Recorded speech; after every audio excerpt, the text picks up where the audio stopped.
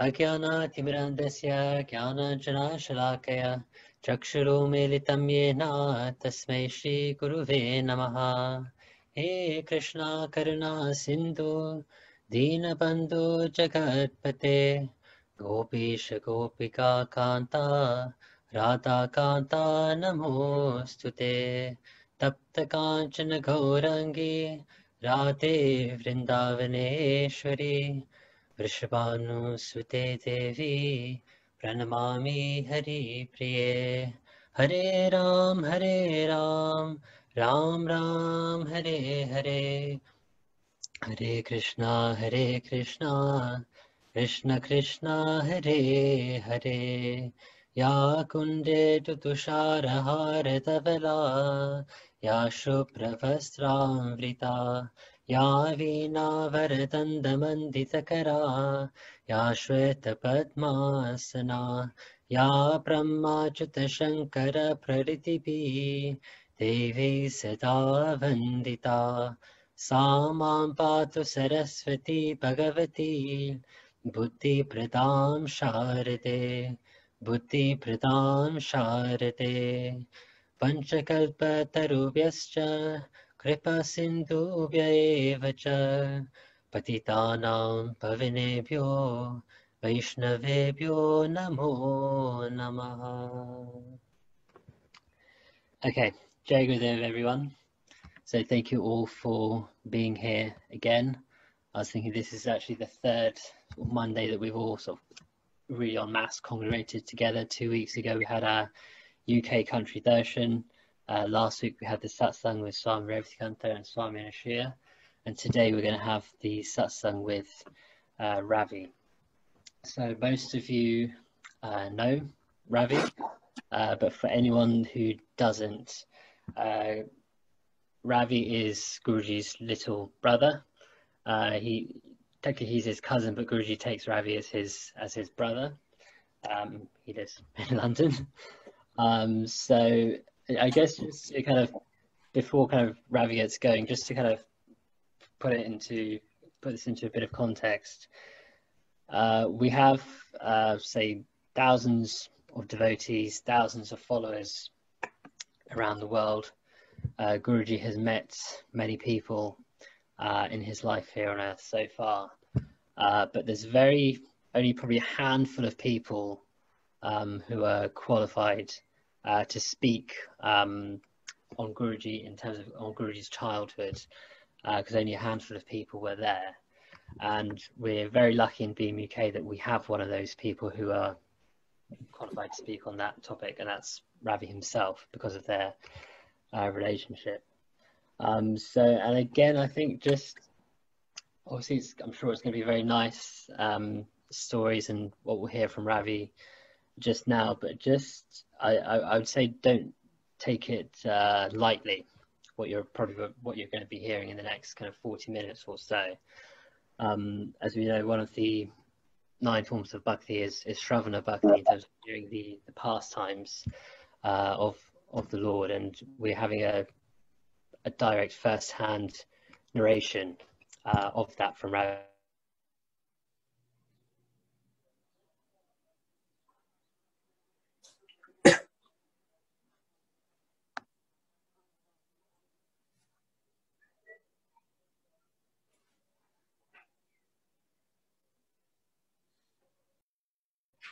And then we'll take questions and comments at the end.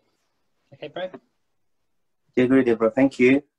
Nice to be with everyone today. So I guess what I'd like to do today is talk about Guruji's childhood. I was talking to Shezi about 3 or 4 weeks ago now, and Shezi is the planner, and he was planning to do planning the Bhakti Marga calendar, and he sort of said, bro, would you do something about Guruji's childhood? Swamini from Mauritius, my auntie, I don't know her Swamini name. If anyone knows it, shout. But Swamini had done a small satsang in Vrindavan where she talked about Guruji's childhood. And he said, would you do something similar here? So I thought, yeah, why not? It sounds like a nice opportunity to go down memory lane. and, and remember Guruji's childhood. So I guess what I'm going to do is I'm going to make it a little autobiography type of Guruji's childhood, our family dynamics, where he grew up, talk about some of that today, if that's okay with everyone. Because I don't know if it's been done in detail, not in detail, but I haven't heard many stories about Guruji's childhood or younger childhood and his upbringing. And when I was with Guruji, he about 10 years ago, he convinced me, more than that, about 15, 20 years ago now, he convinced me that I should read the autobiography of a yogi. And what really resonated with me was this family dynamics that Paramahamsa Ji talks about in that book at the first few chapters. So I wanted to sort of take you down a memory lane and talk to you guys about Guruji's childhood. So I guess for me, starting, I guess for me, Guruji, I've been with Guruji such a long time. Like Shez described, we are brothers in a way, and family. And for me, I've seen 4 different sides of Guruji from when I first met him to now. Okay, so going from now backwards, the former Guruji that we see now, Paramahamsa Sri Swami Vishwananda, the Lord himself, he's always been the Lord, but in the intensity he is, I guess I've experienced that and shared that with all of you for the last, in my world, for maybe, he's 42 at the moment, going to be 42 this year, I think. So I think for the last maybe 40s to mid 30s, or early 30s, I really think he was Paramahamsa Sri Swami Vishwananda.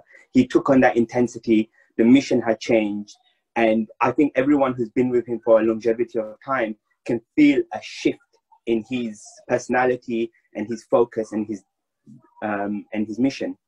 Before that, there was obviously from his early 30s, mid 30s to his early 20s, there was Swami Vishwananda, that a lot of you may have come across in your spiritual journey earlier on.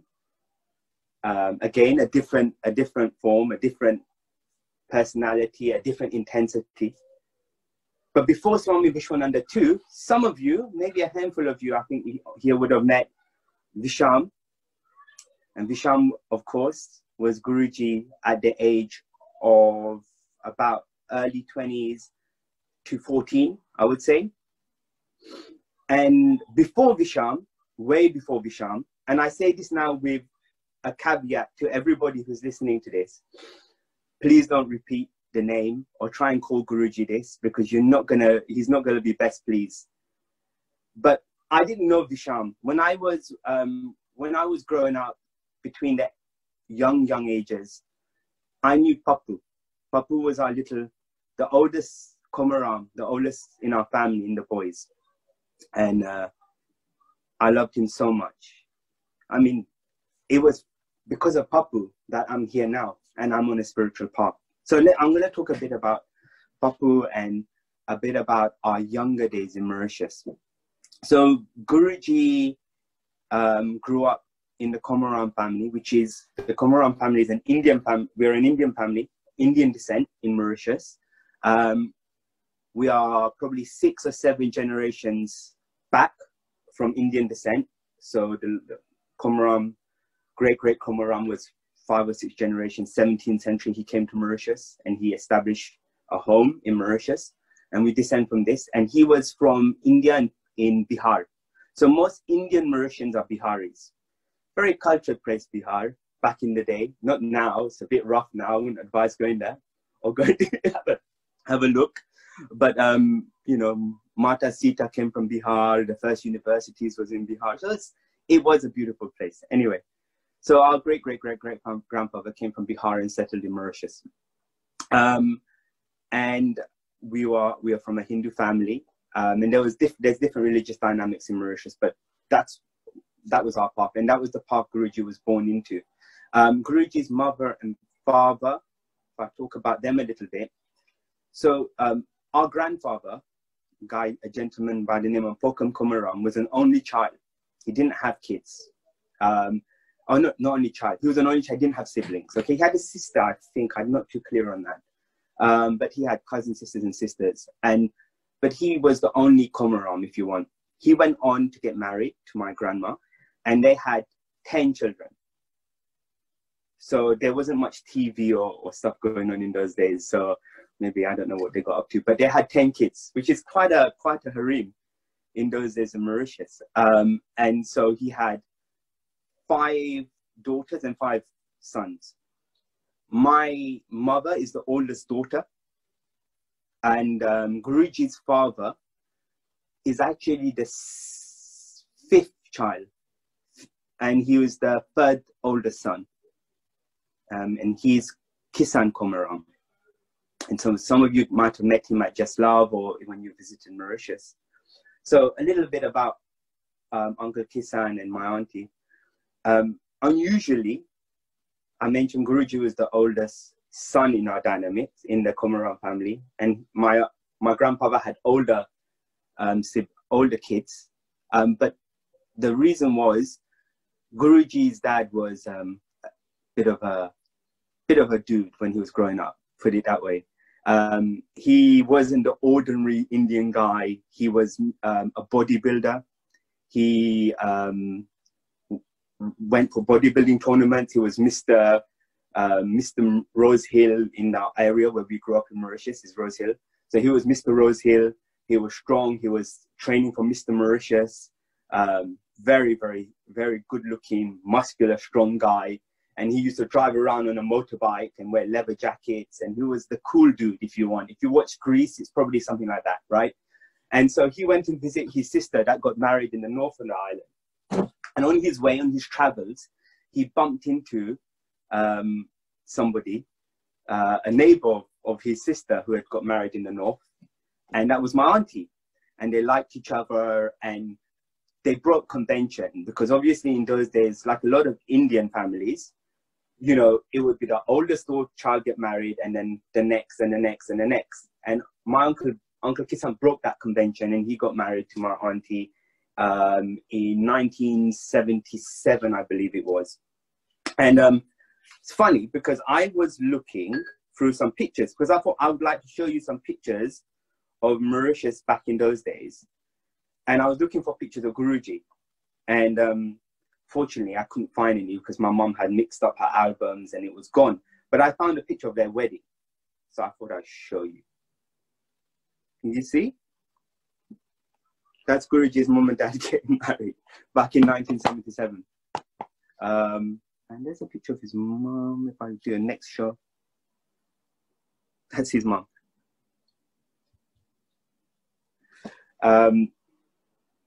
So yeah, they got married, and Guruji was born, and as everyone knows, I would expect all of a good devotee to know, Guruji was born in 1978 on the 13th of June. Because I couldn't find pictures, I've used the little Guruji book. But I also found this nice one.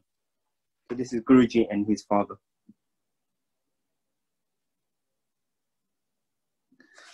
He must have been like 6 or 7 months there. And so he was born, and our family was ecstatic. You can imagine my grandfather had his first Komaram child born, or son. And everyone was really happy. There was a lot of jubilation. And in those days, because we had such a big family, Guruji's father also, another secret about him, if you need a garden planting, he is the best. He's got green hands. And so Guruji's father would plant vegetables and on the land where we had in Mauritius. And all 10 brothers and sisters, bar the 2 sisters that had married, would live in that house, or lived in that house up until about 1985, 86. And when Guruji was born, of course, there was a lot of tulsi, the story goes, everywhere. And Guruji's father couldn't understand, because he would tend to the land. And in Mauritius, tulsi, yes, everyone knew it was sacred, but our family wasn't so sacred or religious. And so Guruji's dad would get very frustrated. But I guess Ma Tulsi was showing her her love for Guruji and her happiness that he was born at that time. So there was a lot of Tulsi flourishing around Mauritius and in Rose Hill, where we're from. And it's strange because, you know what, I guess because the Komaram family, we were such a normal family, I'm sure there was so many different things that was happening constantly. And actually, as I go through Guruji's childhood, and talk about some of our stories together, you will see some of that. You'll see some of that. But I think we probably missed out on so many phenomenons that we just didn't pick up on. But yeah, so Guruji was born. Everyone was very, very happy. He was everyone's little papu and apple of everyone's eye. And I first met Guruji when I was about 5. I went to Mauritius because I was being brought up here in London. I think probably earlier, but I was too small to remember. But the first time I remember was around 5, 6, and I went to Mauritius with my mum, and we spent the summer out there. And me and Guruji got to know each other fairly well during that period. And I think that's when me and Papu became besties, if you like, because we were both around the same age in terms of the family dynamics and cousins. See, all of us cousins in our family, in the Komaram family, were taught that your cousin is your brother or your sister. There was no difference, you know. So if I talk to Guruji now, or his sister Tina, or Manish, or any of my cousins, we all were grown up by siblings, like siblings, you know. We were punished by each other's parents. We couldn't get away with anything, and we were treated by them too in the same way. So we were lucky in that sense. But when me and Guruji met each other, we had an instant connection, I think, because there was a lot of other cousins around at that time.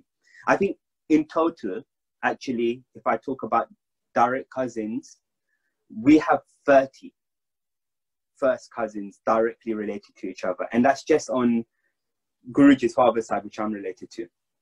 And we're all pretty close, but me and Guruji was a lot closer than the others. And I think also I was lucky because that was, you know, the age group that we grew up in, and I was blessed to share the time with him.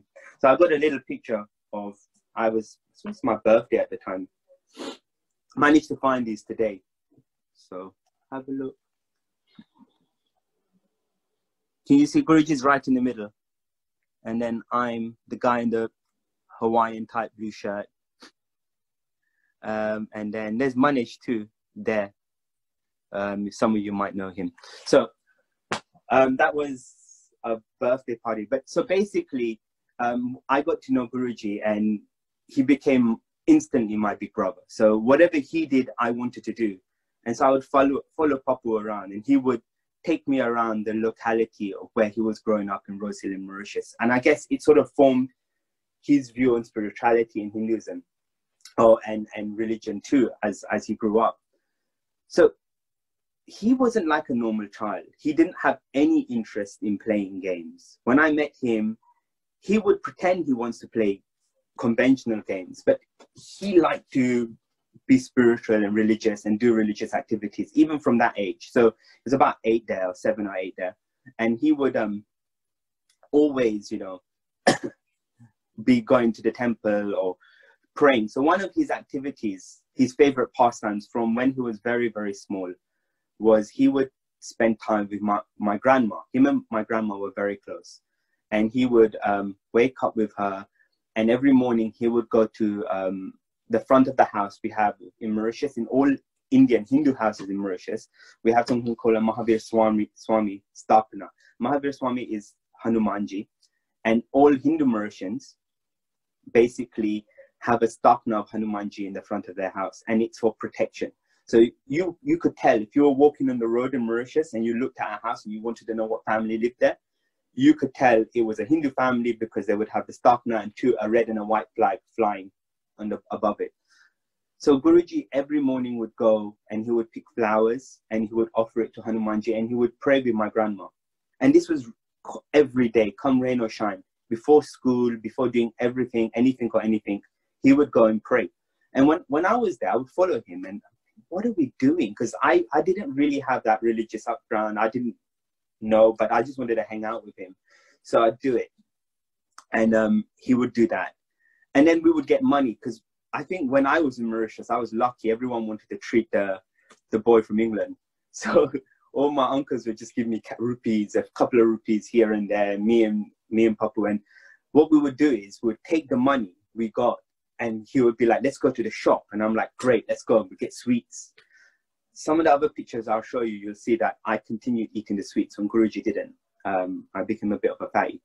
But it was interesting. So we would go to the shops, and this was very young, at the same age when I show you these pictures. We would go to a shop, and Guruji, I would buy with my couple of rupees some sweets. And Guruji was cool with that. So we would buy sweets, and we would divide the sweets in two. Guruji would buy incense sticks, one or two, because I was with him, one or two incense sticks. And he would give me the incense sticks, one to him, one for him, one for me. And what we would do with those incense sticks is he would then take me around town, around the local area where we grew up. So we grew up in a part of Rose Hill in Mauritius called Stanley. And in Stanley, one of the main landmarks is a church for St. Anne, so the mother of Mother Mary. So there's a church dedicated to her, Catholic church there, dedicated to St. Anne. And every morning before going to school, when he went by himself, or Guruji would go to the church and he would light a candle and he would offer his incense sticks to Mother Mary. So he would take me there and we'd do parikrama to Mother Mary at St. Anne Church. And I didn't get it because it was two different religions, but Guruji was like, no, this is how it has to be done. We pay veneration to her. So I was like, cool. We would leave the Mother Mary Church, the St. Anne Church, and you would cross the road. And across the road, this is like less than 200 meters from our house, right? So across the road, there was a Kali Ma temple. And there was different forms of Mahakali there. And it was a very popular or very important temple to our family, because before any event or any function, the family would go and sit in the Kali Ma temple or go and offer pranam to her. So he would take me to her, and we would do venerations there. And then behind the Kali Ma temple was a South Indian temple for dedicated to Lord Subramanian. So we would go also there and do veneration. And then we would go home and we would play a little bit. But that was basically what we did every day with our incense sticks growing up. And Guruji was religious about this, you know. He would steal fruits from the garden, or mangoes from the trees, and bananas. We had bananas and mango trees and guavas, and he would always take those fruits and he would go and give it to the deities in the temple. And then we would get in trouble because our parents would be looking for these things, but they were gone because we had nicked it to go to the temple. So it was Guruji was always doing that, and when you were around him and when you were with him, you just wanted to follow him. So if he was doing that, I didn't have any religious inclination. My parents didn't really follow a path, or actually none of the house did, apart from my grandmother every morning doing her prayers in front of Mahavir Swami. Guruji was doing this all independently on his own free will. And it was amazing. And during that time, actually in the mid-80s, it was interesting because it was the time also, I don't know if you've been following the coronavirus scenario in India, but in India now, one of their big asks, or the people's big ask was, well, you've locked us in the house. You need to play the Ramayana. In the 80s, they had made a Ram Sagar's Ramayana. I don't know if you guys have caught it. It's the old version of a Ramayana drama. Each episode was about half an hour. And we would watch that too. Now, if you can imagine, in Mauritius, it wasn't like here in the UK. I mean, back in the mid-80s here, we had 4 channels. It wasn't that bad, and it would run all day. But Mauritius, they had the TV channel, the TV company was called MBC, Mauritian Broadcasting Corporation. And MBC would only run for maybe half a day. And they had one, and then they had a second channel after that. And the Ramayana would come on MBC. And when the Ramayana would come on, just like in India, everything stopped. And all of your family would have to go and sit down and watch the Ramayana.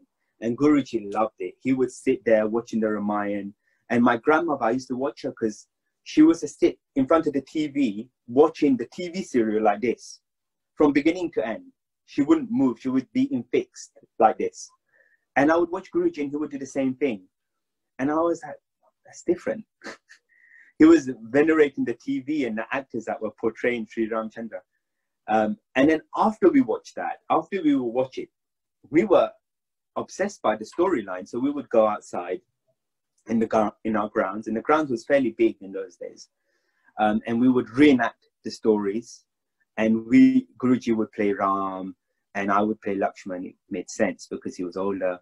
And his sister would play Sita, and we would run around reenacting the Ramayana scenes, and we would make a bow and arrow, because Ram and Lakshman had a bow and arrow, right? So we would get an elastic band and a stick, and we'd run it down the stick and find sticks, and we'll shoot it everywhere, you know, and pretend to be stars from the Ramayana or the Sri Ramchandra, Lakshman, and reenact fights with Ravana and stuff.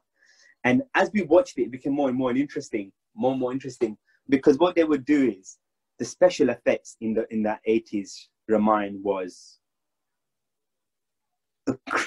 now if you watch it, you'll be like, what the hell is that? But in those days, we'll be like, wow, little sparkling stars, things blowing up. We wanted to make that happen too. So we would take some of our money and we would buy little in Mauritius they call peka, and it's a little Chinese firecrackers, and it was brilliant. So Guruji in his pocket would always have a little lighter and an incense stick anyway, because wherever he moved, he had an incense stick just in case he bumped into a deity. So we would get these little pekas and we would light them and tie them to our arrows, and then we would shoot the arrow. But before we shot the arrow, the other brother, so me or him, would light the peka, and we would shoot it and it would explode midair, and we'll get really excited by that. And we also used to do another thing where we would want to destroy something, so we would stick the firecracker in a leaf or in a fruit or something that we were seeing that was going a bit bad, or a flower, and then we would one would fire the arrow and the other one would stand there and light it. So as the arrow would hit it, it would explode, and we found that exciting. And because I was from London, we went to visit an auntie in the north of the island in Port Louis, so one of our parents' siblings, and she had a shop, and I raided the shop and took boxes of these firecrackers and stuck them in my pocket. And because it was me, she caught me, but she said, go home with it. And me and Guruji spent the whole summer blowing firecrackers and firing arrows everywhere. We had a ball. It was the best time ever. And yeah, it was amazing spending time with Guruji in those days. But his intensity and his love for God, it was already there. I mean, it didn't just appear, or it was just something that followed him. And also when we had a family function, so if someone was to get married or we would go somewhere, Guruji would naturally just go and sit with the priest. He would just naturally go and sit next to the priest quietly. And everyone sort of knew that was his place. No one would argue with, say, why are you sitting there? What are you doing? And he, you know, if there was a Satnarayan Katha, for instance, Guruji would sit there for 3 or 4 hours without moving at the age of 7 or 8, consistently following the priest. And it got to the point locally where the Maharaj knew Guruji, and he sort of said, well, you're my assistant. So Guruji would sit there and he would be his assistant. If the Maharaj needed incense, he would get it. If he needed to light a lamp, Guruji was already passing him the lamp. If he needed mango leaves from the tree outside, Guruji was running outside to get the mango leaves. I would just sit and watch and think, it's kind of boring. Why are you doing it? But he just was so infused by it. And Guruji always used to tease, Guruji's father used to tease him all the time and say, you're my little Maharaj. It was his nickname for him, his little Pandit. And Guruji didn't mind it. And also, of course, it made Guruji different. So all the kids locally also knew that when they were playing, Guruji wasn't interested in that. He would go and play, and he would go and do religious activities. And so they used to poke fun of him too. It's interesting actually, because they would all poke fun of him. So when you're walking, we'll be walking down the road, they would say to him, Jai Gurudev, Jai Gurudev. And they were mocking him. And actually, Jai Gurudev now is what we all say to each other to venerate the Guru in us. But they were saying that in those days. It's actually funny how Guruji took that and said, okay, that's actually a good thing you're doing. You just don't realize you're venerating the Guru in front of you. And he was amazing like that. He was so sweet and so kind. And as he got older, he transformed a little bit. So I think 1 year after I left Mauritius, I was going back a few years later. I was so excited to see Papu. That's the only thing, you know. I think there was one time my grandmother was dying, and my mum said to me, do you want to come? And I was like, yeah, definitely. I definitely want to come. And then as soon as I landed in Mauritius, I went to Guruji's place, and I didn't go to see my grandma. And I got told off for it quite severely when I got home. But the next time I arrived in Mauritius after a few years, the family had split. And naturally, because my grandfather had passed away in about 87 or 88, and he had the land that he had divided. And up until then, all of the family were staying in one house. And so Guruji's father and Uncle Raj, who's Manish's father, moved to another place, which is about 400 meters away from the main house. And they built their own place there. And when I arrived in Mauritius, I was going to go and stay with Papu. But when I got there, he wasn't Papu anymore. He'd become Bisham. And everyone would call him Bisham. So it just didn't feel right to call him Papu. And I think probably that was the last time I said Papu to him was when I was about 12 or 13. So when I returned then, he became Bisham, and his personality had changed completely. And they had just moved to the new house in Rosehill. 400 meters away. So Guruji said to me, do you want to come? You're going to stay with me, right? And I was like, yeah, man, of course I'm going to stay with you, bro. So he said, okay, let's go. So I took my suitcase from the house and we dragged it to his place. And that was it. We were back together again, you know. And he said to me, he took me to his room to show me his room. And his room was completely blue in color, as you can imagine, because he was a boy and they thought that was a good idea. And the one thing that was noticeably different, I was wearing my Ravi last week when he spoke to you guys. He told you all I was an Arsenal fan and how he mocked me in his Chelsea days. So when he was here in London, but I landed in Mauritius with my Arsenal shirt. And so Guruji took me to his room and he was showing me his room. And we sat down on the bed. The first thing you could notice in Guruji's room in that point was there were just pictures of God everywhere. I mean, everywhere you look, 360 direction, there was a picture of a deity. It was Makali, Durga, Ganesh, Shiva, you name it, man. If you wanted a god, it was in that room. And so you'd look up, and as a kid, I was a bit in awe of this whole thing, you know. And then Guruji said to me, Guruji looked at me because I was wearing my Arsenal shirt. He said, oh, yeah, sit down, bro, sit down. So he set me down in the bed, and he went underneath his bed, and he pulled something out right at the back of underneath his bed, this dusty folder. And he opened it up and he was like, so look, this is football. This is this footballer, that footballer. And I was like, bro, what are you showing me? He was like, you like football? I was like, no, I don't care. I'm only here to see you. I'm not interested in it. But he was trying to please me. And then I was like, why don't you tell me why you've got all these gods now in your room? And he was like, okay. And he said to me, you know what, Rob? It's so important to believe in God because you don't know when you're going to pass away. You might drop dead tomorrow, Rob. What are you going to tell God when you see him? And I was like, I'm 13, bro, 12 at the time. I was like, I don't know what I'm going to tell God when I see him. He's like, well, you need to start to pray. I'm telling you, you need to start to pray. And I was like, yes, I am. I should start praying. It's a very good idea to start to pray. So we spent the whole of we might have been older, but we did the same tricks, right? So nothing had changed with me and him. We'd gone and bought a load of fireworks. Now we were a bit older, had a bit more money. We were buying bigger ones. And we would basically run around doing the same tricks, playing the same games at the age of about 3 or 4 years older. And it was the same intensity, but now Guruji was buying deities and bringing deities to house. And he had bought, he bought a shivling, and it was about this big black. He had not eaten. Guruji was like a stick at that age. He wasn't eating. It was a shame because I kept eating. There's some pictures. So there's one of me and Guruji here. I'm in the Arsenal shirt. Subsequently, by the way, Guruji took the Arsenal shirt and he had it. So just for Ravi's purpose and everyone, first football shirt Guruji had was an Arsenal shirt. This was us again. This, yeah, and then do I have some more?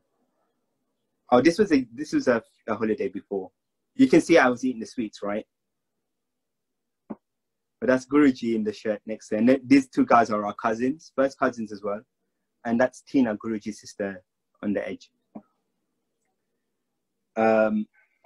Yeah, so Guruji at that time had bought this big shivling, and everyone who would come to his house would come and venerate the shivling, and it was a big deal, you know. everyone thought, wow, okay, and Guruji's father was really proud of him that he had done it and starved himself for it. Found it strange, but I went along with it. And during that period, every night I was in Guruji's room, he would tell me a story of a deity. So it wasn't, because I was a bit scared also about like, whoa, what's going on? Especially when you look at Mahakali at night. Obviously, I had no idea what was to come in a few years' time at that point. But I was just looking at it, I was still scared in those days of the pictures. And so every night during that period, Guruji would just tell me stories of the deities and how important they are and how we should venerate all of them. And he was very keen on, you know, you shouldn't be biased. You should pray to everyone and be open-minded. And he also had Mother Mary and Jesus in his room, and he was very open-minded. So during that period, he was starting to build his own deities. He would try to make, because money was limited, he would make his own deities or find ways of making out of clay. He would try and make a deity of Vishnu or Krishna. And he would also, he was very resourceful. He had a pile of lino, which was underneath his bed, which his mother and father had left in his room from when they did the house. And he would find old calendars everywhere, and he would cut them out, the deities out, and he would glue them onto the lino and cut them out to make them look three-dimensional and stick them up everywhere. And he was in the process of making me, I think he gave me a Mahavishnu, a Mahalakshmi, quite a few deities he had made for me during that period. And it was really sweet. And he sent me home back to London with a virtual temple. So I went back home and I started praying every day. My family, my parents thought, what the hell is wrong with Ravi? What happened to him? What happened? Did he go to one of those conversion camps in Mauritius when he was out there?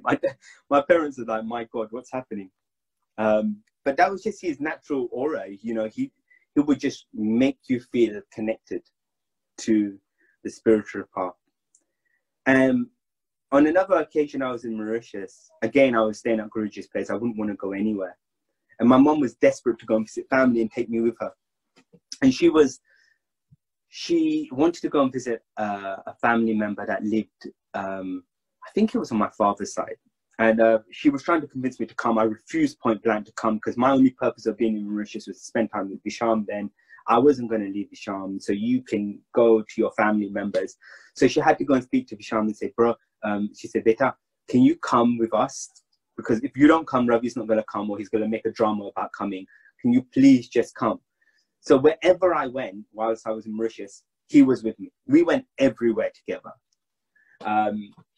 And so we went to visit my aunt in Mauritius in a place called Bakwa. It wasn't that far. I mean, it was like, if you think Bakwa to Rose Hill is like half an hour or 20 minutes, but it felt like it took 2 hours. It was a long journey. Those days, the buses didn't have AC. We wasn't having a good time. We didn't enjoy it at all. We were both complaining on the way there. Your bro was saying to me, why is your mom making us go here? I'm like, I know. Why couldn't we just be at home? Anyway, so we arrived there. And my auntie who we were visiting was a Sai Baba devotee. And she said to Guruji and my mom, look, I'm really very appreciative you coming all the way, but I've got to go to a prayer meet, so I can't really hang out with you guys. I'm really sorry. If you want to hang around here for about an hour and a half, I'll be back. You can just stay in the house, help yourself to drinks. My mom looked at me and bro, and she saw our faces drop. Like, we thought we'll be there for half an hour and go home. And so she said, so, well, why don't we come to the temple with you? And so someone was like, yeah, that's a good idea. Let's go to the temple. So we headed off to the temple, and we sat down. And the ladies' side, you can imagine, is full of people, you know, as most temples. So more women go to temples than men.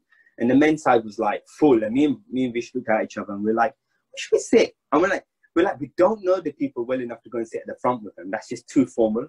We didn't want to sit at the back because it looked a bit rude. So we decided we'd go halfway. We sat in the middle and we left like this gap between the two of us because there's no one else there. I mean, the whole hall was empty, bar that little bit in the middle. So we thought, look, we'll just sit here next to him. We were close enough to talk to each other, but there was a gap in between us. So we sat there for about 20 minutes, actually enjoying ourselves, singing bhajans and enjoying the prayers that was going ahead. And then all of a sudden, this guy walked in. And he was dressed in orange. He was wearing a dhoti. He was topless. He had a beard. He had drakshas on and stuff. And me and Vish looked at each other and giggled, like, who's this guy? Anyway, so he walked in. He walked past us, looked to sit in the middle, in the front. Then he shook his head and he walked towards us. And he decided that he will sit right between the two of us. And we were like, what are you doing, man? What's this guy doing? Can you not see we're sitting together? We're family. So we just like, we looked at each other like behind him and we were like laughing and like, this guy and why is he here? And anyway, so it was cool. We had a really good, we enjoyed the prayers. We stayed till the end for Arti. And then my mum said bye to my auntie and we jumped. And actually we could have gone sooner, but Guruji wanted to stay because he was enjoying himself. And he said to my mum, can we just stay? I'm enjoying it. So my mum said, okay, we might as well. So we stayed. And then after that, we were on our way home. And we both enjoyed the prayers so much. We both thought at Rose Hill bus station that we're going to buy a picture of Shirdi Sai Baba because we thought Shirdi Sai Baba was amazing after that. And we both didn't have a picture of him in our collection and we needed one. So he bought one, I bought one. We went home with our Shirdi Baba pictures. And Guruji said to me after the experience, he said to me, do you know what, bro? I'm going to come here every week. And I said to him, bro, if you come here every week, your mom's going to kill you. You're meant to be going to school. And then after school, you need to come home and do your homework. And Guruji worked hard in the house. You know, growing up, he had chores and he fulfilled his chores from when he was small. He would work like really diligently. Before he would, even when I was in Mauritius, before he could play with me, he would have to sweep the house and clean it. And he was very intensely worked as a kid. He was the oldest kid too. And I said, bro, on top of all that, you're going to come here? Do you know how much of a pain in the ass it was to come here in the first place? And he was like, no, I'm going to come every week. I'm like, you better not tell your mom because she'll kill you. He goes, I'm not going to, don't say anything. I was like, no, I won't mention anything. So anyway, fast forward a year or so, and I was back in London. And then we get a phone call from Mauritius. And this is when Guruji had decided that he was going to follow a spiritual path. Because what had happened was the small picture of Shirdi Baba that he had kept, or he bought that day, started to fill with vibhuti constantly. It would just fill, the whole picture would just fill with vibhuti. And he didn't know what to do. And so he was hiding it underneath his bed. And my auntie found out and she got really upset and she was sweeping it up and throwing it away. And then the next day, the same vibhuti would appear under the bed. He would hide it, stuff it underneath his bed. And the same thing would happen. This went on for a while. And then we got the phone call in London to say, you need to talk to him, like to my uncle and my mum, because he's not listening to us. He's playing with this religious stuff. He's doing it too seriously. He has to stop. We cannot go on like this. So now he's saying he wants to stop school and focus on the spiritual life. I mean, what is that about? And I remember thinking, God, what is going to happen now? He's going to get in a load of trouble. And it just didn't stop. The vibhuti kept coming. And then he called me one day and he said, bro, guess what I'm doing now? I was like, what? He goes, I can materialize stuff. I'm like, really? Because yeah, I've made rings and pendants and I gave it to people that have problems. I was like, how do you know they've got a problem? He goes, yeah, I just feel it. So I was like, wow. He was like, do you want to have some vibhuti? I was like, what do you mean? Because I can make it come where you are now if you want. I was like, no, it's okay. I'll give that a miss. Didn't really want to come out the pictures. But then he became more intense and his mission really started. And so the Vibhuti kept coming, he kept materializing, he kept helping people. And it became so intense for our family in Mauritius, his mum and dad, that there was hundreds and hundreds of people queuing up outside his house. Once people had heard he was special or he could do these things, people would come from all over the island just to see him, just to ask him for his blessings and ask for to solve a problem or to material. And this was at 14. And he would start helping people, materializing stuff for them and helping them on their path, and helping them to get better. So what happened was, at that point, the family recognized that he needed more. So one of my aunties had a piece of land on the same plot which Guruji's father had. And so she donated this land and they built a Shirdi Sai Baba temple and a temple for Guruji to work from. And this is the temple now that you see in Rosehill. And there's a picture, some pictures of the Stapana I found.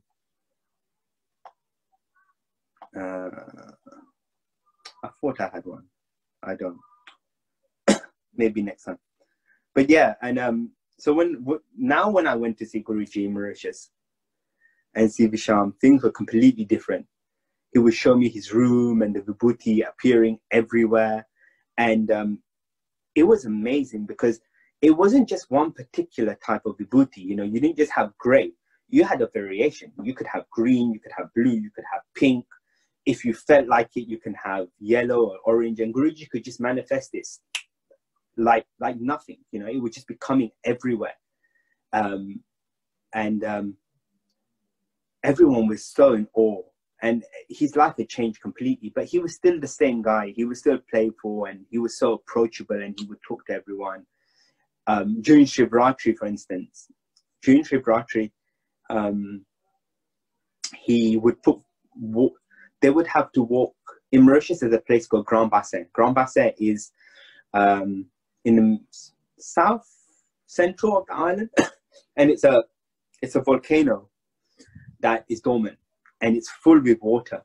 And when the islanders went there, so when the Hindu people landed in Mauritius, the Indians went there, they wanted a place to congregate because most of them had come from Bihar. And Ma Ganga obviously flows through that state.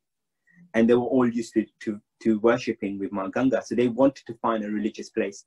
And they came across, someone had a vision of Shiva, and they took them to this place in Grand Bassin. And it became a very spiritual, religious place. Now, if you go there now, you will see there's temples and there's different deities there. So during Shivratri, everyone would pilgrim to Grand Bassin from the island. Some people would leave 2 days in advance and walk to the place so they can collect water, and then they bring it to their shivling. And Guruji, during Shivratri, obviously he's manifesting lingams, and he wasn't able to go. So what he would do was he would make the water manifest in his room. So he would put buckets of water in the room, and the buckets would close the door. And when you open the door, the buckets were all full of Gangaja. So you can go and pour it on the lingam. And he would tell the devotees who were close to him, you don't need to walk to Grand Bassin. I'll bring Grand Bassin to you. Just stay with me. And yeah, we would venerate Shiva by the water materializing in the room.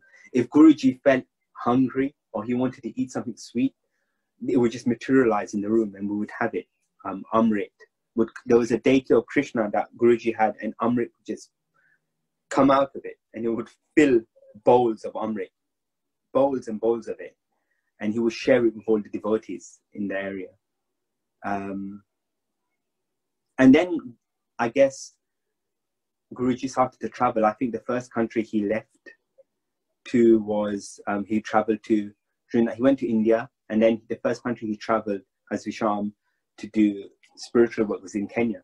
So I know some of the devotees from Kenya may be on now. And And then I think he first came to London in 96.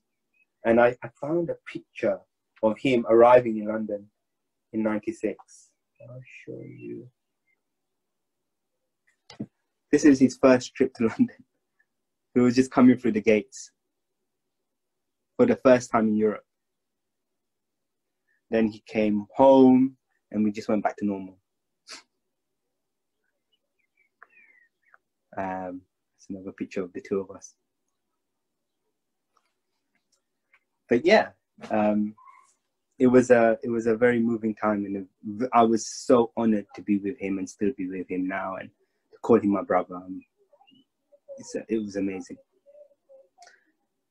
So that's all I was thinking of covering now, and we've got to 8 o'clock. Shezi, is that okay? No, it's absolutely fine. If you want to go on longer, it's no problem. If there's anything else that you wish to share or have to share that you wanted to. I mean, is there anything else you wanted to share? I'm sure we've got a few questions there. The only thing I would say is when he arrived in London in 96, he came to stay at my place, and the fun we had was ridiculous. We used to, when he came home, obviously every picture in the house generated vibhuti. I had vibhuti falling everywhere. I mean, they were even coming out of pictures of me, which I found bizarre, but it was just his I tried to keep it. I don't know where they are now, actually. but it was just his fun. And, you know, we would have holy fights with vibhuti in Mauritius and in London. We would just fight with vibhuti like it was holy and throw it everywhere, all around the house, cover it. And when he wanted it to be pink, it would turn pink. When it was orange, it would turn orange. It was the most amazing, surreal time. Just being around him, being with him.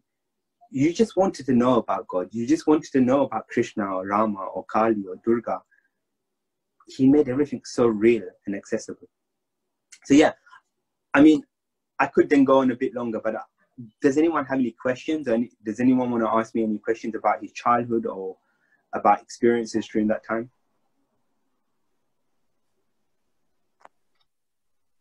I have one.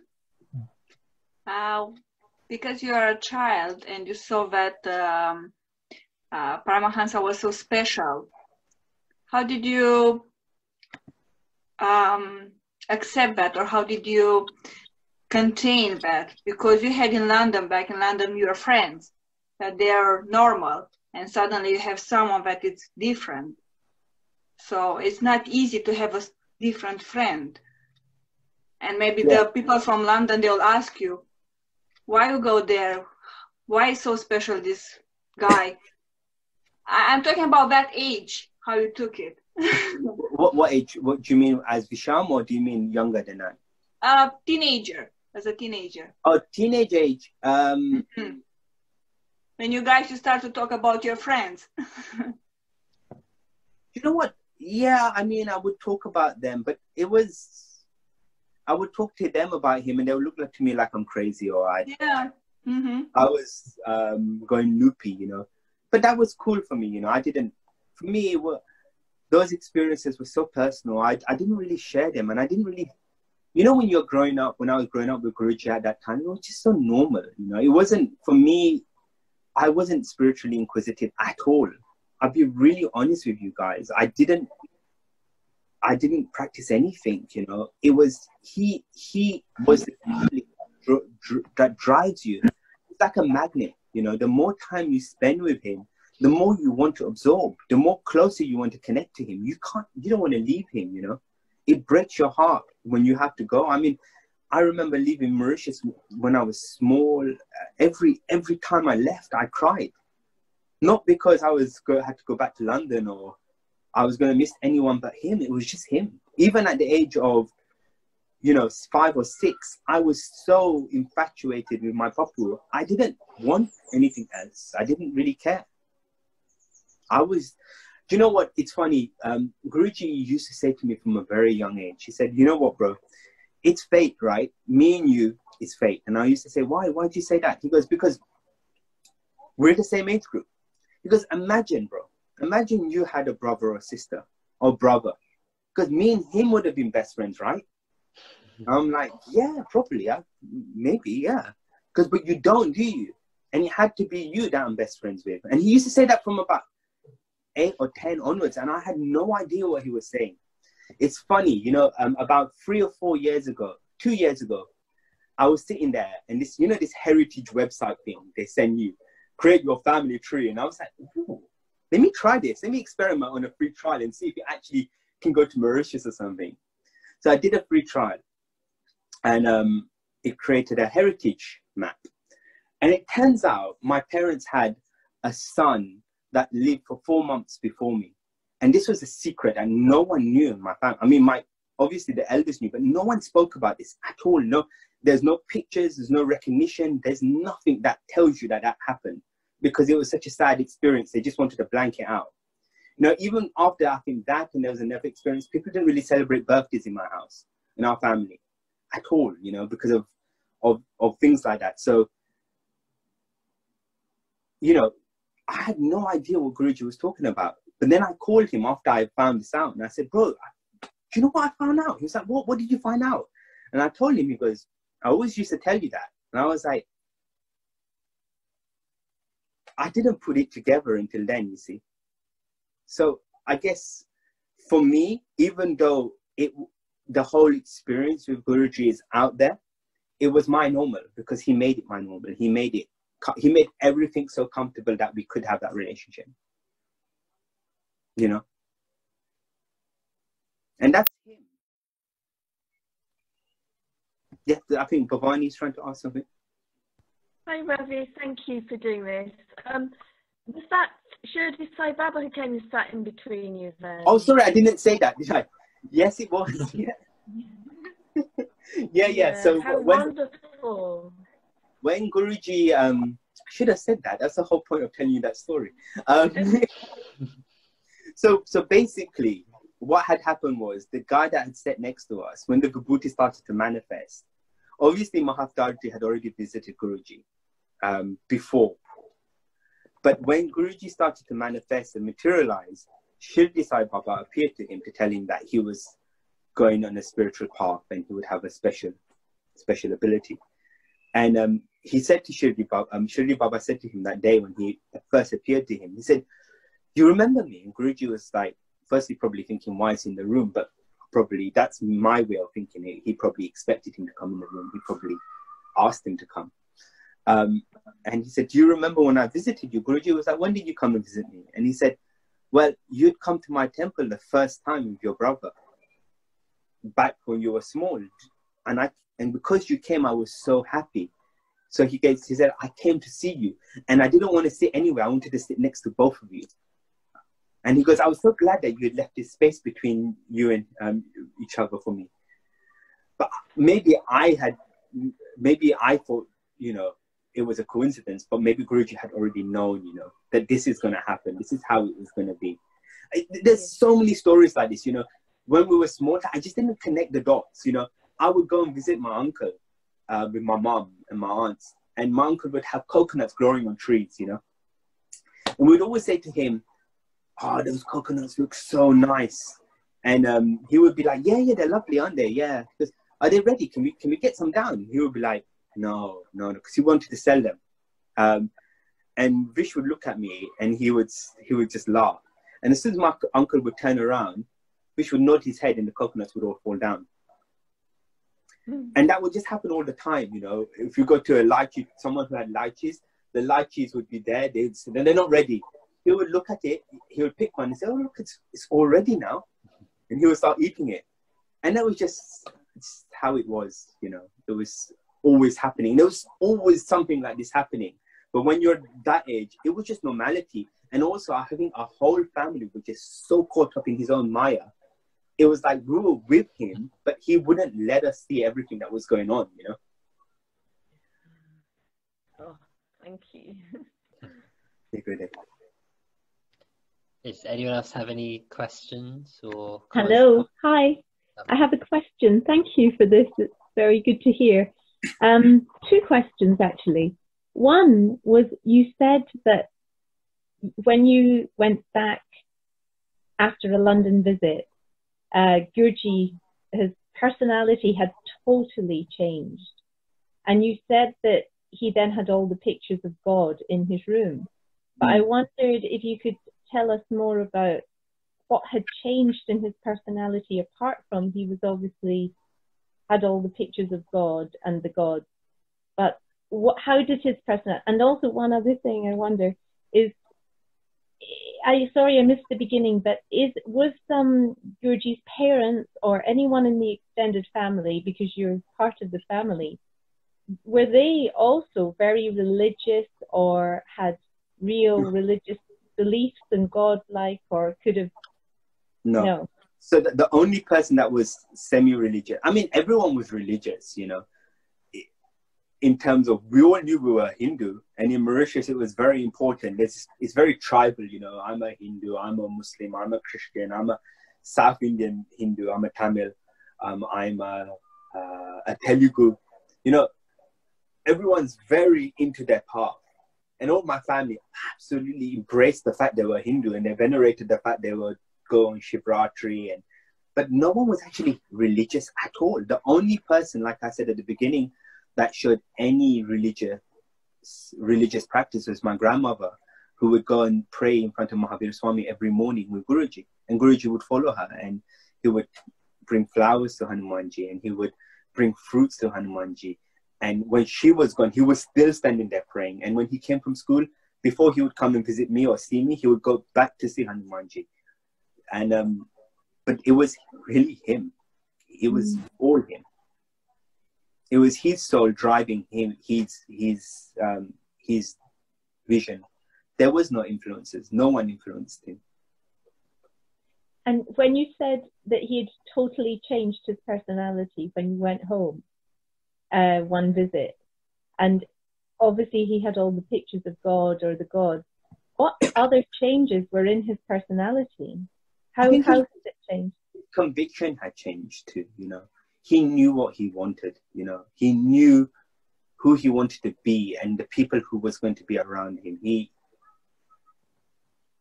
had a focus, and he knew eventually that he was going to be a priest of some sort. You know, that was in his mind. I think at the age of around 13, 14, 12, maybe younger, he decided that was his vocation. He was going to dedicate his life to God.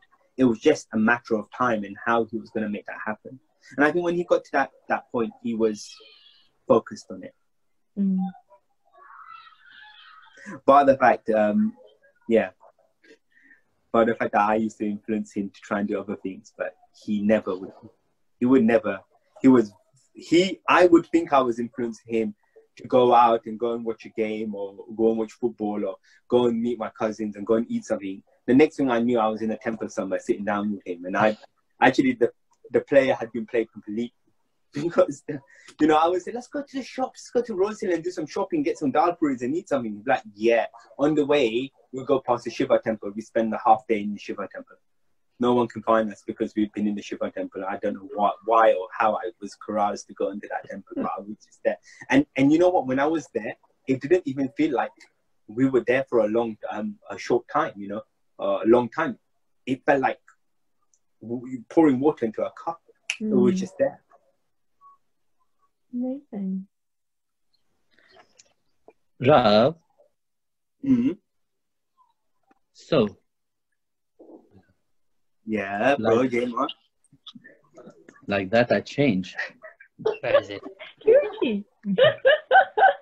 He's fine with me, bro. I have to see what you all are talking sometimes. And Swamini, you know, we all see you yawning very wild. You should yawn and cover your face. You look like Boris Johnson a bit. You yawn. He's hiding. Like your Prime Minister. Go, Joe. Bro, where are you? I can't see you. No, I don't want you all to see me. Of course, fine. Okay, I go. Have a good day. Bye-bye. Jai Gurudev. Gurudev. Jai Gurudev. Gurudev.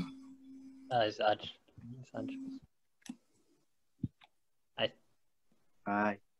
I don't really know what to say after that. I don't think I can say anything more, right? Any other questions from anyone? Be careful, Guruji might be listening still. Might get in trouble for calling him Papu later on, but I'll take that. It's fine. Quick question. So while growing up, during his teenage days, did he ever mention about his future plans, or that he would be starting Bhakti Marg, or how would his life be in the next 15, 20, 25 years while he was a teenager? Yeah, he spoke about it. He had spoke to me about it quite a few times. And he kept telling me, I'm going to have a place in, and he didn't know where it was, but he said this place would be like in a valley and it would be like V. And I'm like, okay. And he's like, yeah, it'll be like a V, like Visham. We didn't know Vishwananda at that point, And I'll be like, yeah, bro, that sounds like a cool plan, man. Can't wait for it. But then we never really thought about it. But now if you look at Spring and the valley that goes into it, I remember when Guruji first moved there, we were in Stephanshof and we'd gone to visit it. And when we arrived to look, he'd gone already before with Pata and some of the guys. And then when I got there, he wanted to show me. So he took me and he showed me, and he showed me the valley. He goes, can you see the V? And I'm like, yeah, because this is the place I've been looking for, bro. I'm like, oh, okay, yeah. And then it all clicked, up until that moment. It clicked. Thank you.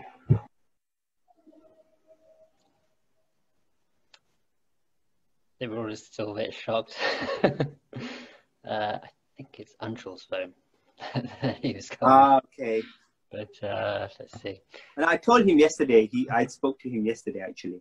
And I said to him, because I found the pictures, of his parents' wedding, so I sent it to him. And I said, I'm going to be doing this satsang. So I don't know if he remembered. He just said, yeah to me at the time. So I didn't think he thought about it at all. But yeah, cool. Consciously still actively listening. But okay, I guess if there's no other questions, any sort of final comments from yourself? I didn't talk about any of my own, I tried to keep it more biographical about Guruji and his upbringing from my point of view. But of course, if there was anything else anyone wanted to ask or any questions about any of the ever leelas or experiences I've had with Guruji, I'm happy to answer any questions about that too. If not, that's also very cool. I'm happy to go and have a cup of tea. No, I think it was amazing because you could see what he was going to do in future life, like saying, "What you could die tomorrow." I mean, Guruji's saying that all the time now. So it's almost like right from the beginning, they were very similar themes. And I think also he was like a magnet. You just wanted to be with him all the time. I think everyone's experienced that. So there were sort of these patterns. But it's lovely to hear how he was at that age. It's great to hear, because I've been to Mauritius as well. So it's lovely. Great.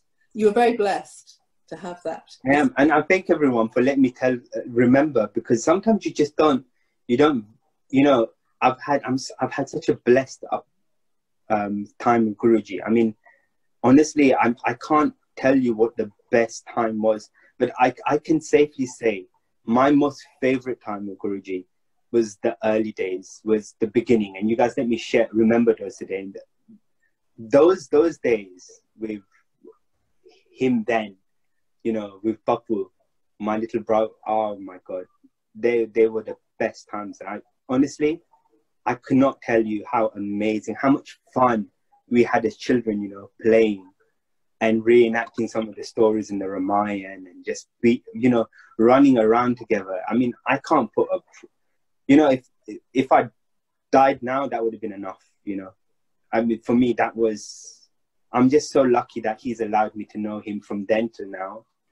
But for me, that was the ultimate.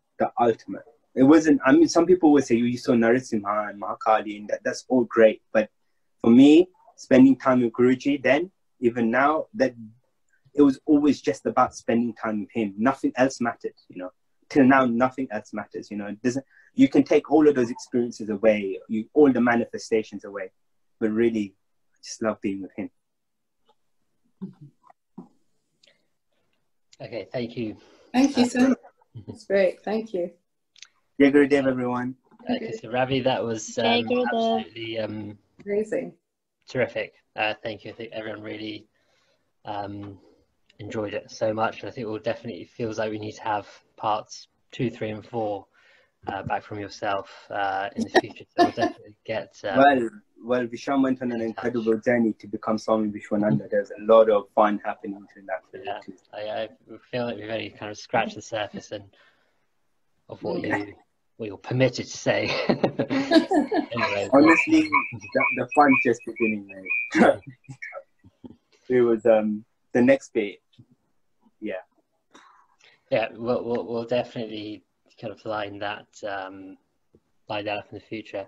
I think one thing that was interesting in terms of hearing you speak, and something that we were even at home speaking about today, is that you can imagine there were so many people from that Guruji's met in his early years who have seen all sorts of miracles and have received all sorts of blessings. But it just put into context that how blessed are we that we actually get to be his devotees. So many people have come into touch with him who didn't even have to see his divinity or have the grace to see that, to see what makes him so special. But as his devotees, we have a glimpse of seeing his greatness. So as you're listening to these experiences from Ravi and going away thinking about them, just really remember how lucky we are just for that. So a huge thank you to Ravi. So in terms of what we've got coming up in the next week, so tomorrow Bhagavad Gita class, Wednesday evening another Atma Kriya, a refresher course, an in-depth session with Atma Kriya. Thursdays the chanting Om sessions. Friday another Bhagavad Gita class again at 7 o'clock. Saturday study circle Swami Vishwananda at 6, and Sunday again our weekly Bhagavatam sessions at 6 p.m. as well. So another packed out week. I hope everyone can come to as many of the sessions as possible, that we make the most of the opportunity that we have now to connect and to learn.